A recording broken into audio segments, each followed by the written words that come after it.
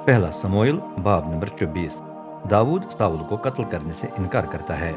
जब साउल फलस्तीन का ताकुब करने से वापस आया तो उसे खबर मिली कि दाऊद एन जदी के रेगिस्तान में है। वो तमाम इसराइल के 3,000 चीदा फौजों को लेकर पहाड़ी बकरियों की चट्टानों के लिए रवाना हुआ ताकि दाऊद को पकड़ ले। चलते चलते वो बेड़ों के कुछ बाड़ों से गुजरने लगे। वहां एक कार को देखकर साउल अंदर गया ताकि अपनी हाजत रफा करे। इत्तेफाक से दाऊद और उसके आदमी उसी गार के पिछले हिस्से में छिपे बैठे थे। दाऊद के आदमियों ने आहिस्ता से उससे कहा, रब ने तो आपसे वादा किया था, मैं तेरे दुश्मन को तेरे हवाले कर दूंगा और तू जो जी चाहे उसके साथ कर सकेगा। अब ये वक्त आ गया है। दाऊद रेंगते रेंगते आगे साउल के करीब पहुंच गया। चुपके से उसने साउल के लिबास के किनारे का टुकड़ा काट लिया और फिर वापस आ गया। लेकिन जब अपने लोगों के पास पहुंचा तो उसका ज़मीर उसे मलामत करने लगा। उसने अपने आदमियों से कहा, रब न करे कि मैं अपने आका के साथ ऐसा सलूक करके रब के मसा किए हुए बादशाह को हाथ लगाऊं, क्योंकि रब ने खुद उसे मसा करके चुन लिया है।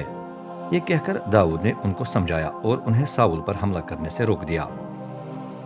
थोड़ी देर के बाद साउल गार से निकलकर आगे चलने लगा। जब वो कुछ फासले पर था तो दाऊद भी निकला और पुकार उठा, ए बादशाह सलामत, ए मेरे आका।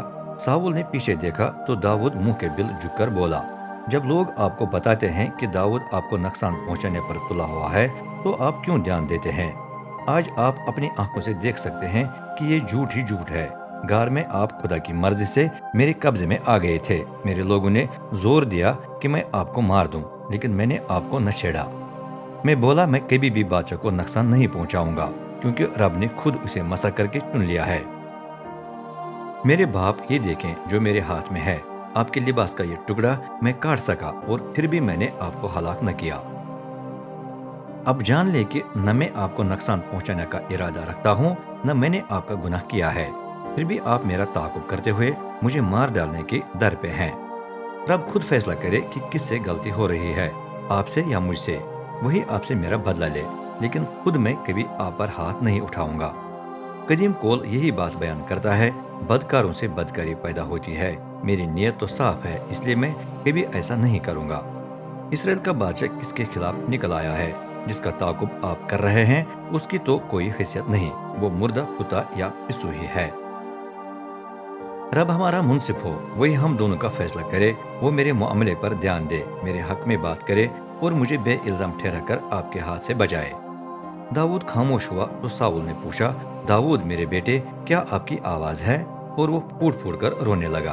उसने कहा, आप मुझसे ज्यादा रास्ताबाज हैं।